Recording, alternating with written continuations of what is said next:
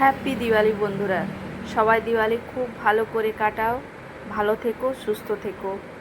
আর আমার নিজের শহরটাই আজকে যেন অচেনা লাগছে। এত সুন্দর আলোয় আলোকিত চারিদিকটা, খুব সুন্দর লাগছে। চারিদিকে আলোয় আলোয় ভরা। দীপাবলিতে শুনেছি রামচন্দ্র নাকি 14 বছর বনবাস কাটিয়ে এই সময় বাড়ি ফিরেছিলেন, তাই চারিদিকে আলোয় আলোয় ভরা। তো সেই উপলক্ষেই দীপাবলি পালন করা হয় শুনেছি।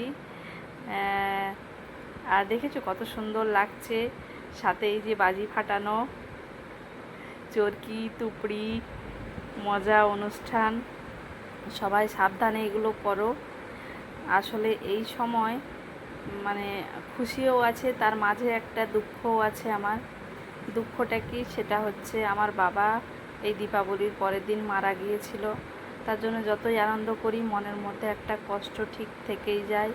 আর বাবা কি জিনিস সেটা আর বলে বোঝানো দরকার নেই, সবাই জানো বাবা কি জিনিস আর বাবার মহত্বটা কী। তার জন্য যতই খুশি থাকি এই সপ্তাহটা, জানি না আমার মনটা মানে অনেক দিন থেকেই খারাপ হয়ে আছে। তো ছেলে মেয়ের খুশির জন্য সব কিছু করতেও হয়, আমরাকে এগিয়ে যেতেও হয়, কিন্তু বাবা মা তো আলাদা জিনিস। সবাই খুব ভালো থেকো, আবার বলছি খুব মজা করো, কিন্তু সাবধানে সবাই মজাটা করো। মজা করতে গিয়ে যেন কারো বিপদ বা কিছু না হয়, সেগুলো নিজেরা খেয়াল রেখো। আর শুভ দীপাবলির শুভেচ্ছা ও ভালোবাসা নিও সবাই।